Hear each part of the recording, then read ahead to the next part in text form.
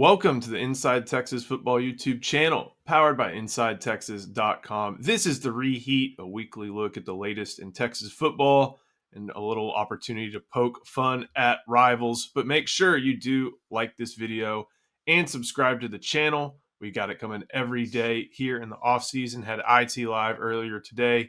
Hit the baseball team sweeping the top 5 Georgia Bulldogs, and we'll keep it coming all this week as the Longhorns hit the practice field on Tuesday.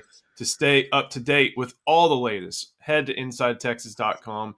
You can sign up for just $1. That gets you 4 months of access. At this point, that's going to get you all the way through about the first week of training camp. So nothing you will want to miss with recruiting, with basketball portal, with baseball, with everything, the NFL draft, everything going on. Now's a great time to sign up for Inside Texas. And one of the perks you have when you sign up for Inside Texas is you get to read some of the great things that RT gets to write on a weekly basis. The most recent thing that you wrote over on InsideTexas.com, we will have a link to it in the description, is his story on David Gbenda. Be Undeniable, his journey through the NFL, or his journey to the NFL through 4 plays as a Longhorn. RT, you got to sit down and talk with Gbenda after his 6th and final season in the Burnt Orange. He's trying to earn his way into a selection or a spot on an NFL team. But there's obviously, as we like to talk about, when you look at some of any football player, there's a lot more than just the helmet and shoulder pads that you see. And I think you captured that extremely well, while also hinting and keying in on some of the big plays Gbenda made throughout his career as a Longhorn.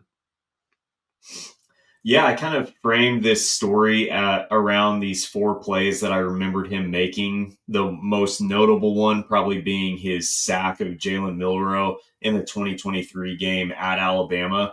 That's the play that I think people are going to remember about David years from now. It was so notable because he got chipped at the line by McClellan and went down to the ground. And Jalen Milroe, another Katy native like David Gbenda, thought he was safe for a second, but David Gbenda showed off his just really almost one-of-a-kind closing speed and sacked Jalen Milroe for a drive-killing sack before halftime that allowed Texas to go into halftime with a big lead in Tuscaloosa.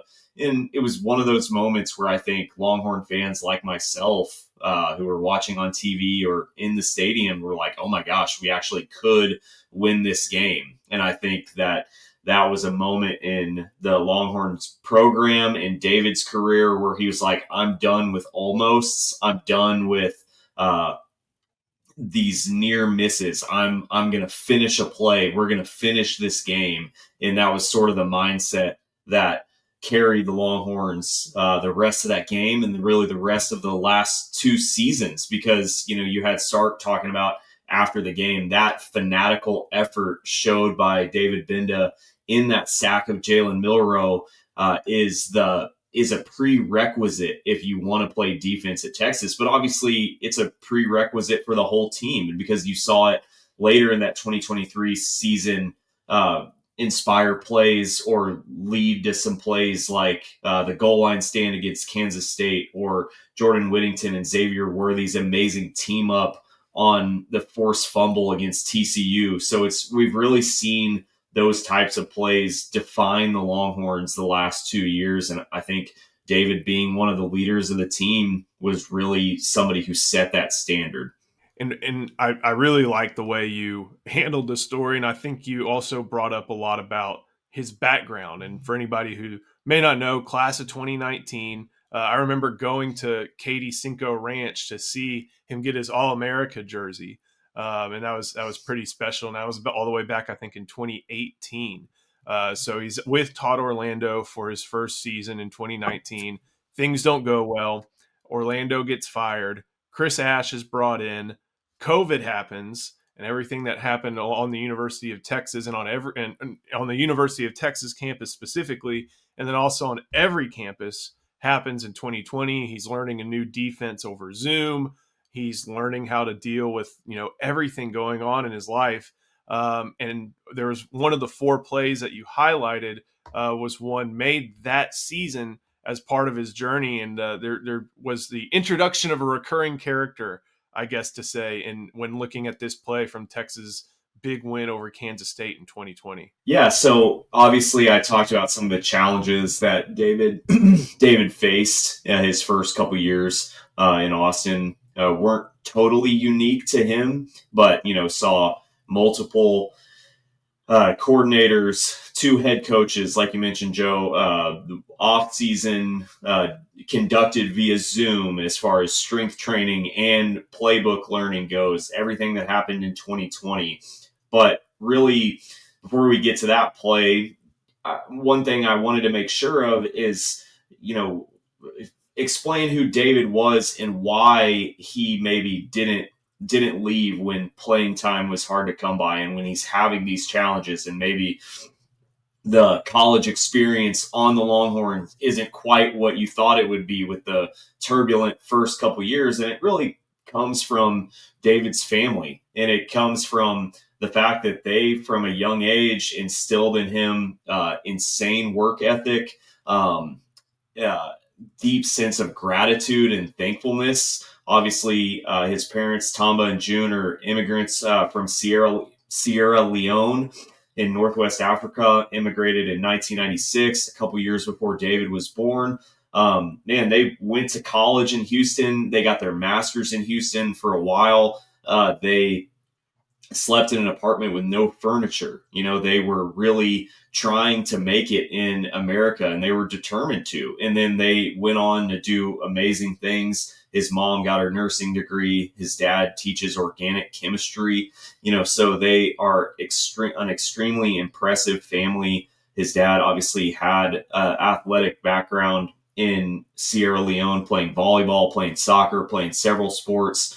So it really was never an option for David to jump ship or to feel sorry for himself when maybe things were hard, or when he was not playing maybe as much as he wanted to in those 2020, 2021, 22 seasons. And then you see at this kind of brief moment of respite at the beginning or at the end of the 2020 COVID season, Tom Herman finally plays Bijan Robinson, as we remember, and they go to Manhattan, Kansas, and they just lay the absolute wood on Deuce Vaughn and Will Howard and the Kansas State Wildcats. And at the end of the game, David has his first career interception on Will Howard, who, like you said, will become a recurring character in David's career on the Longhorns and in this story. And it was just this moment of, I think, reassurance of like, hey, I'm doing this for a reason, and like good things are going to happen here.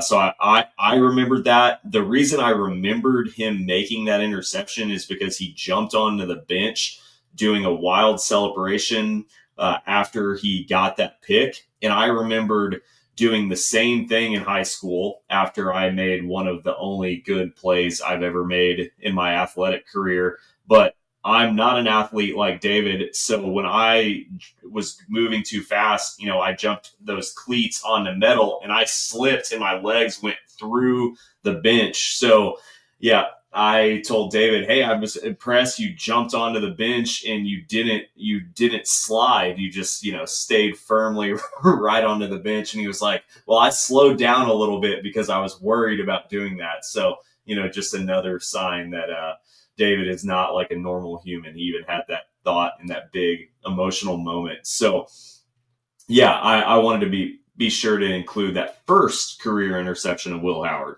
And then when you look at how David's career progressed, there was a few more, more turbulence, I guess to say. Sarkisian comes in, Pete Kwiatkowski comes in, 5 and 7 still happens. There are players like DeMarvion Overshone and I think even Luke Brockermeyer who play ahead of David. And then, as you mentioned, that 2023 season happens where he gets his opportunity playing by Jalen Ford, someone who super valuable in the linebacker room, an NFL player himself, an All-American. And, he gets his opportunities, cedes some to Anthony Hill, but still becomes an important player for the Longhorns, shows off that athleticism, shows off that sideline to sideline, and that ability to just close quickly that he has very well. Anthony Hill and Leongo Lafau entering the 2024 season kind of supplanted him as that first string when it comes to linebacker. But that doesn't mean he lost playing time. Doesn't mean it doesn't mean that he was just tossed aside. He still had a lot of playing time. Texas rotates its linebackers. They like using him on special teams. But even so, he was on the field for a lot of the very, very key moments for Texas end of season run, including one in a game that really it was part of a greater stand that kept the Longhorn season alive. Yeah, that was my most memorable moment from David this past season. On third down, he had a huge goal line stand against Sam Levitt of Arizona State, and it was really before it was almost the attempt at a comeback before the comeback that Arizona State had. On fourth down, obviously Andrew Makuba, Alfred Collins, a bunch of people were in on a gang tackle. In the play after that, Arizona State got obviously the safety, but still Texas would go up, by double. Texas was still up by double digits. They would go up by double digits again. And David's hulking solo third down stop of Sam Levitt, one really, plugged a hole in the dam, I think, before the comeback started, and really set the tone for the fact that Texas was never going to break. Texas might have looked shaky on that day. David also, he'll mention in an upcoming Third and Longhorn episode that he's on that his stomach was giving him all kinds of trouble in that Arizona State game at the Peach Bowl. So the plays he made in that game were almost just as much out of a feeling of, I've got to get out of here. I'm ready for this game to be over with because I don't feel good. So the fact that he was able to do that is super impressive. But I think also that stop of Sam Levitt really showed David, after 6 years in the Texas Longhorn program with multiple coaches, this is him at his final form and really who he's going to be in the NFL. He's going to be somebody who is able to make solo open field tackles at big times. He's going to use his strength because, like Torrey Becton said, he and Jake Majors were the strongest guys on the team. That is what he's going to look like in the NFL when his number is called. The last play that you talk about, and again, we've touched on a few of the different details. I think, like you mentioned, the background of his family's story and, what he's kind of done during the period where he was biding his time, I guess to say.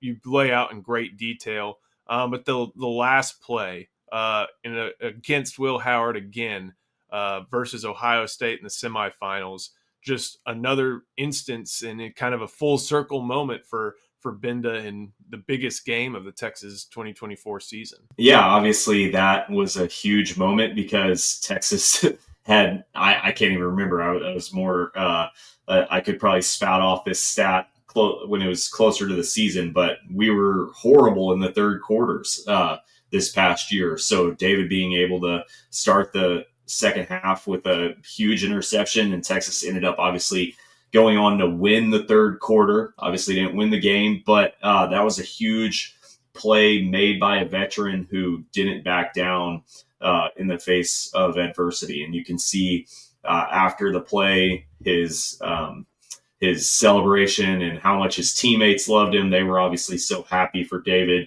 You could really see that at the pro day that you and I got to attend, Joe, where, he's getting called Big Swole and his everything that he and some of the other guys who maybe didn't receive that combine invitation by the number of teams that you really need to be able to be invited to Indianapolis. They were all so happy for David and his teammates. And yeah, he was just obviously a beloved member of the team, beloved member of the linebacker room. And for him to make a huge play in a college football semifinal, obviously won't be one that was chalked up to a win at the end of the day. But that wasn't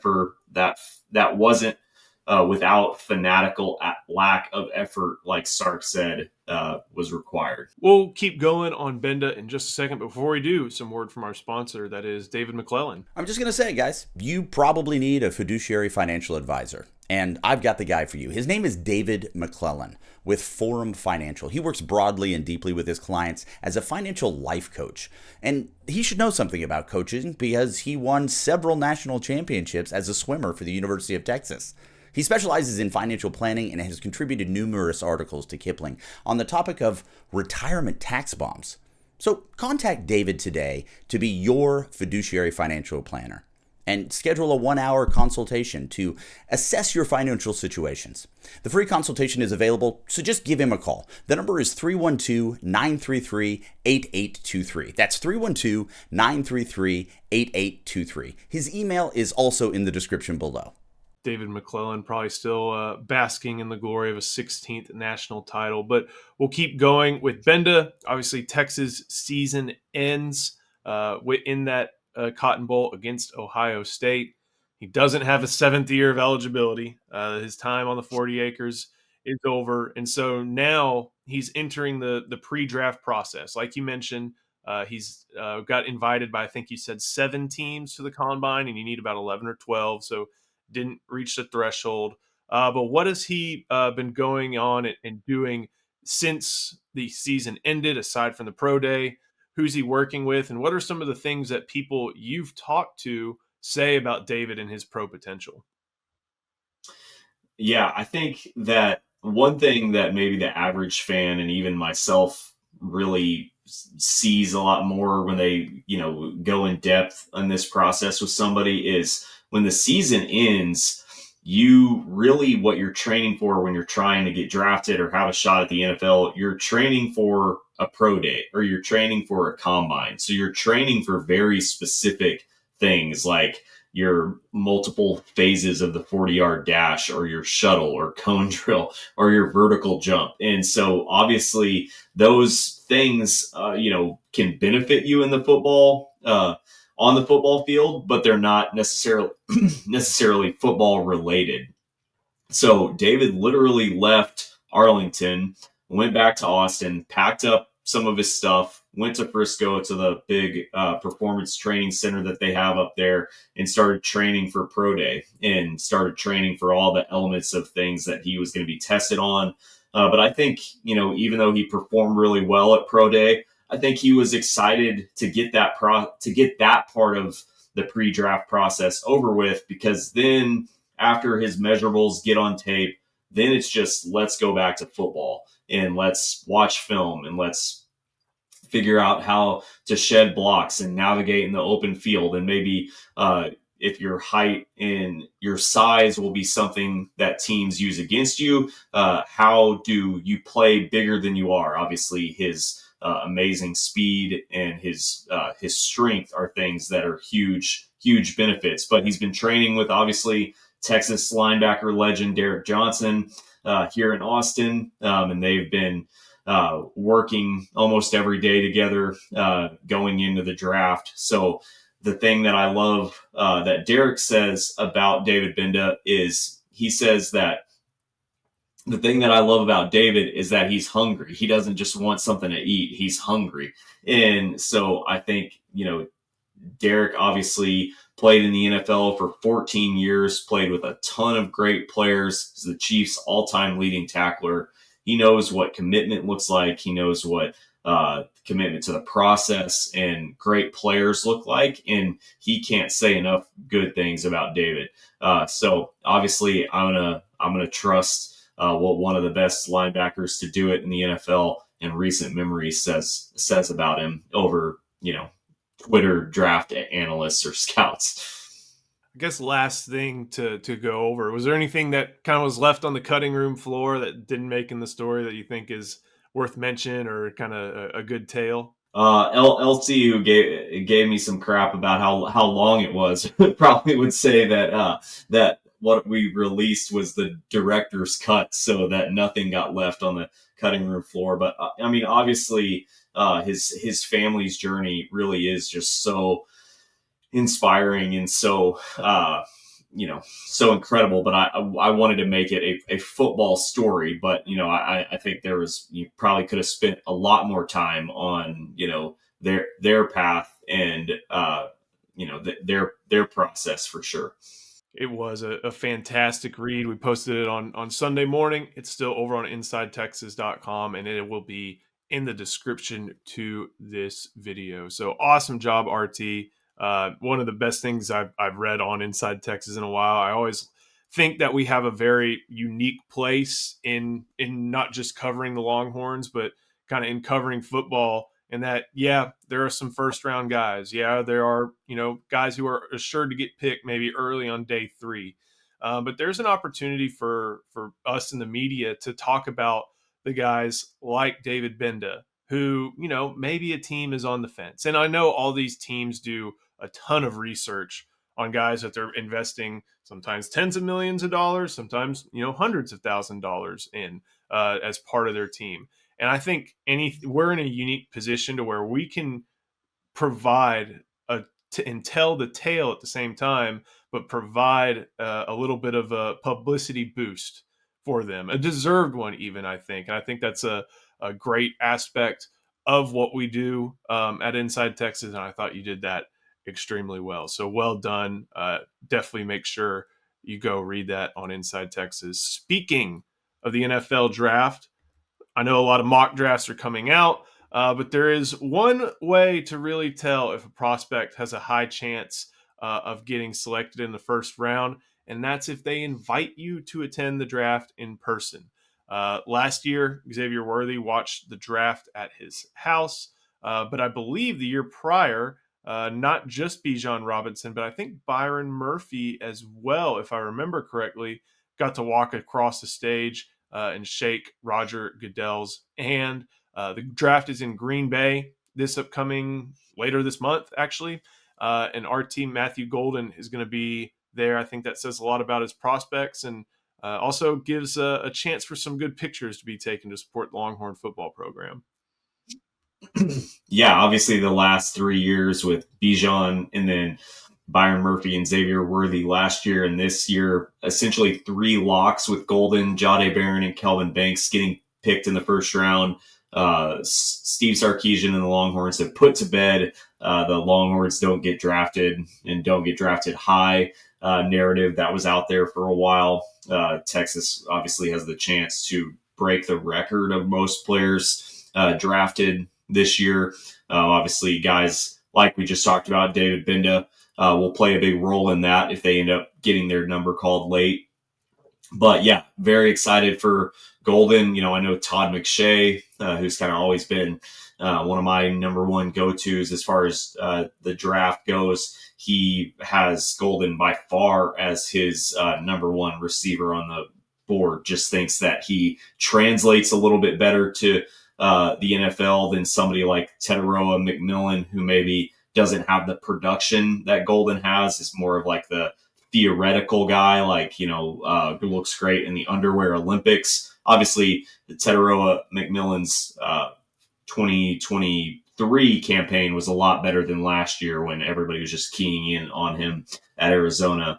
But yeah, very excited for Golden that he was rewarded to his really strong close to last season. I did write about on Friday for Inside Texas how Kelvin Banks seemingly falling down the draft boards is just truly inexplicable. I think it's a huge example of maybe a little bit of analysis by paralysis, where teams have had too long to evaluate a prospect because Banks has started for the Longhorns for 3 years. So maybe they're picking too many nits. I don't know. But Banks, obviously, he has a litany of body bags from Will Anderson to Dallas Turner to Will McDonald. So many guys that he performed extremely admirably. I mean, so many OU players who are playing in the NFL. So how he's falling to the late first round is baffling to me. But at the same time, it might get Kelvin Banks on a true contender where he can be that bookend left tackle, maybe right tackle, but for a decade plus to come. Your Houston Texans, Joe, might end up getting Kelvin Banks late, which will be huge. So. Hey, I'm good on. I would love for that. And one thing that this helps with, I kind of mentioned the picture, the image of Bijan, of Byron shaking hands with Commissioner Goodell. Hopefully that happens for Matthew if he elects to attend. He's invited. I don't know if that confirms he's going to attend, but why would you miss out on that? This is going to help prevent the lull from happening.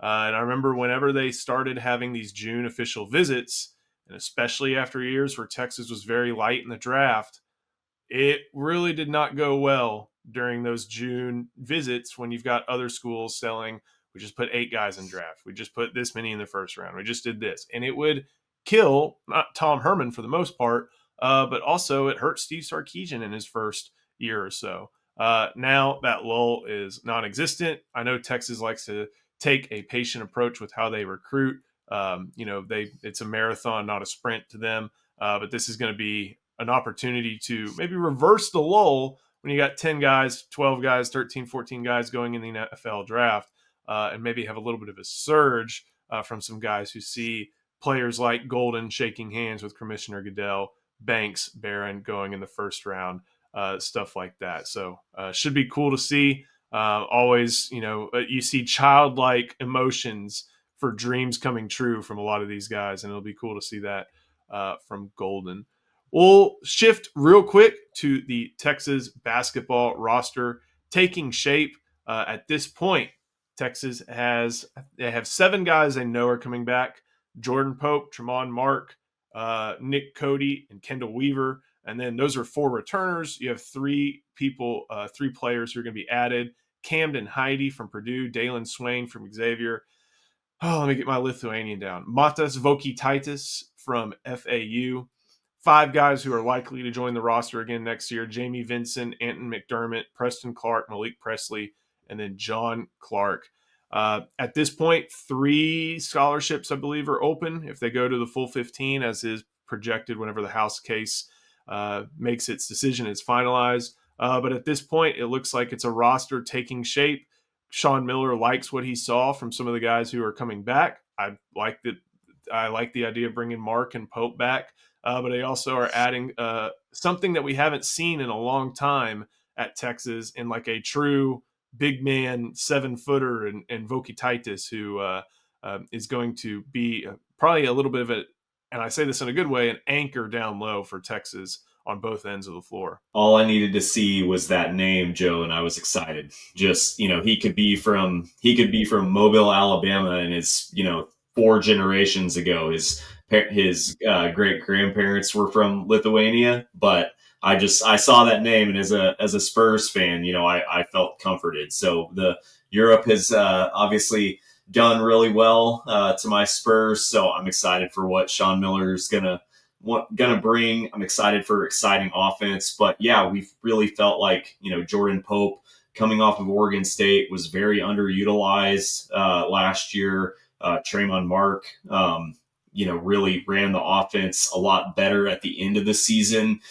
So them coming back is huge. And then I think obviously a huge part of maybe why Rodney Terry's team fell short last year is you didn't have that connector, that energy guy in Kendall Weaver. So that was the biggest addition or retention to me, was the fact that he was coming back.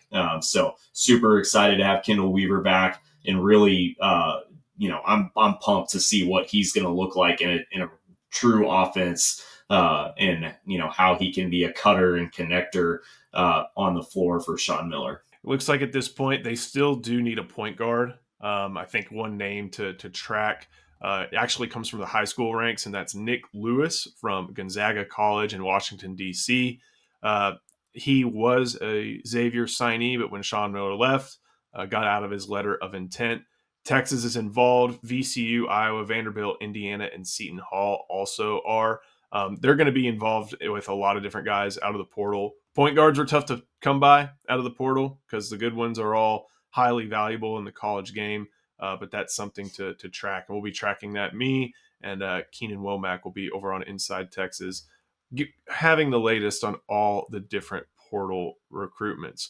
Before we keep going, one more word from our sponsor, and that is Laura Baker. Hi, I want to tell you about Laura Baker.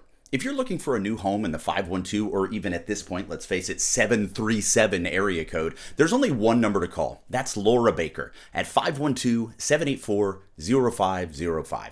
As a member of the elite Andy Allen team with Keller Williams, Laura has helped Longhorns find the home of their dreams in Central Texas. Just ask our resident sex symbol, Ian Boyd, who moved all the way from Michigan to Texas with Laura's help. Laura can help you find what you're looking for in the 512, the 737, or even parts of the 254 and the 210. Just, give her a call at 512-784-0505. Her email is in the description as well as the rest of her contact details. She's a friend. Give her a call. And I just made sure Dane Brugler over at The Athletic said that Golden accepted his invite, so he will be there. Last but not least, Schadenfreude of the week.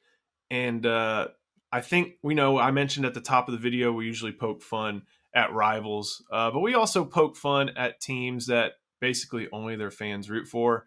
And on Saturday night, man, there was a team that blew it, and the rest of the country was pretty happy to see it.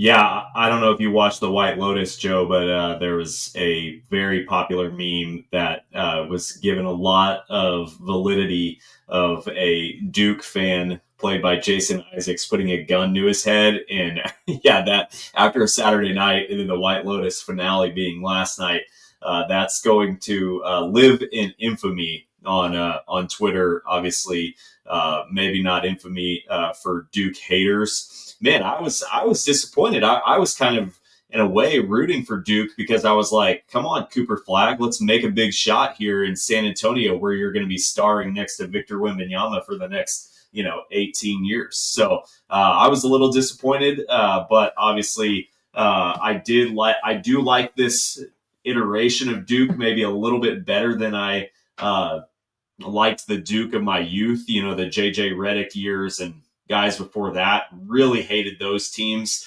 but it's still, always fun to see Duke lose. They don't do it obviously very often. They have a much more successful basketball program than we do here in Austin.